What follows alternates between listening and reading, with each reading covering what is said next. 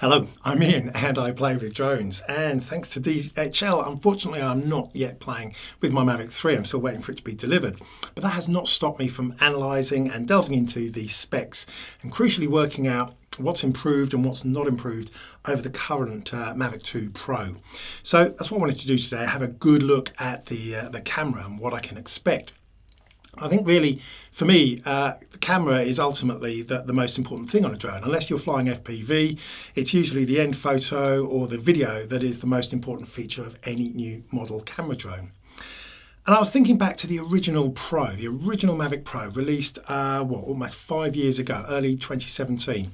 At the time, it redefined 4K camera drones with its tiny little size, its folding arms and props, and yet still it came equipped with a half-inch 12 megapixel sensor, giving 4K video at 60 megabits per second, as I recall, and it was pretty good with the old still pictures as well.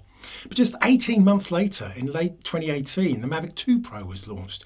As I mentioned, this was a huge upgrade. A beautiful big 1-inch 20 megapixel sensor, variable aperture. It still gave us 4K video at 100 megabits per second, but far better in lower light due to the larger pixels from the larger sensor. And of course, much better 20 megapixel stills. It introduced over 1 billion colours in 10-bit D-Log as well, and everywhere you looked, the 2 Pro was a huge upgrade.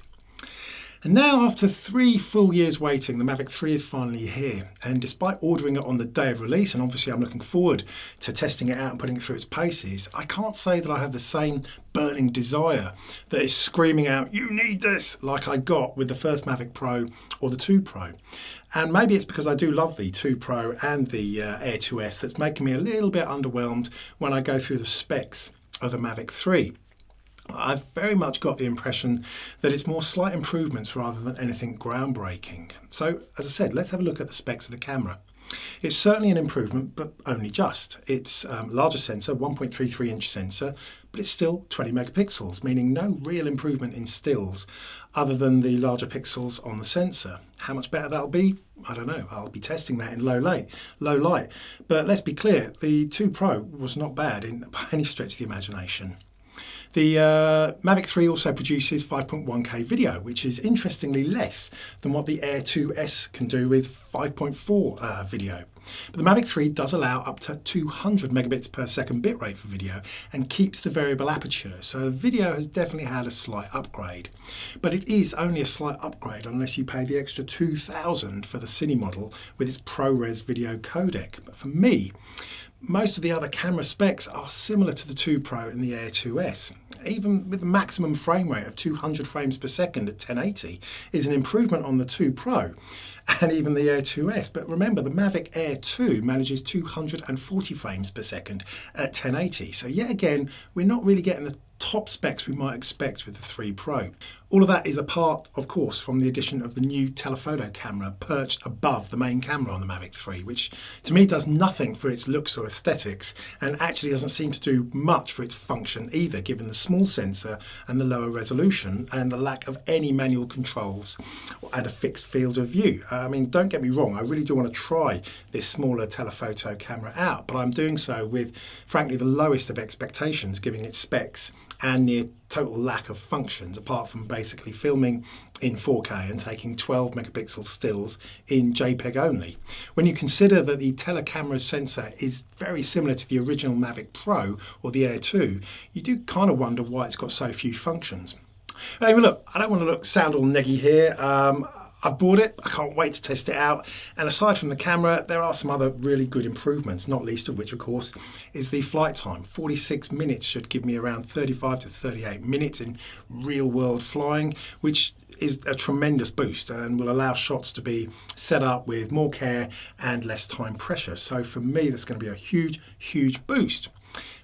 But again, I'm kind of then left wondering what else. The remote is exactly the same as the Mini 2 or the Air 2S, unless you're paying for the new RC Pro remote. Annoyingly, DJI are preventing the Mavic 3 from working with the existing smart controller, which has really miffed a lot of people, and understandably so, as it is not really down to limitations of the controller hardware. In their own words, it's because the image transmission may not be as good.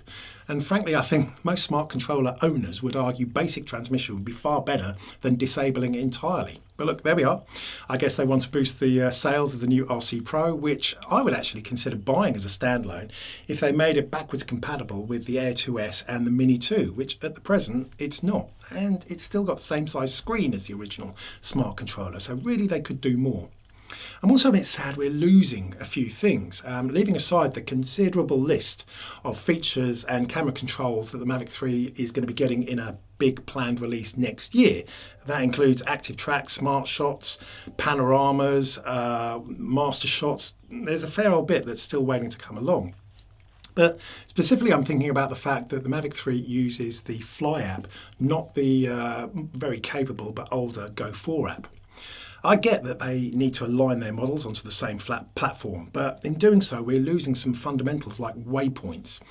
Even when the Mavic 3 eventually gets updated to offer hyperlapse functionality, which does incorporate a degree of a form of waypoints, it will still not have the full version of standard waypoints that lets you plan and fly the same flight plan over and over again, like you can with the Mavic 2 Pro. Which I think is a real shame, because it will then mean that day to night and summer to winter shots like these will no longer be possible, which, as I said, I think is a real shame.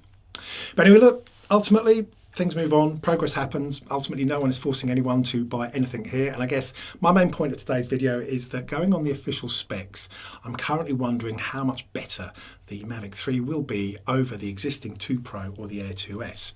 Is it worth twice the price? Probably not. Is it bringing anything groundbreaking in the form of new features? Apparently not. But as ever with these things, the proof is in the pudding or the eating or the playing. And today I'm just talking about cold, hard specifications. But hopefully, if DHL up their game, I'll shortly be talking about my actual impressions when I'm putting it through its paces. So if you are pondering on whether or not to press that purchase button, then maybe ask what it is you're actually looking to improve on and what's important to you. Hopefully I will be able to give you a first-hand close-up very, very soon, when I can talk freely about the good, the bad, and even the ugly on this hugely anticipated, slightly underwhelming and probably overpriced new model, and whether or not it will make sense for you to upgrade. Until then, I hope you enjoy the video. As ever, have fun, happy flying.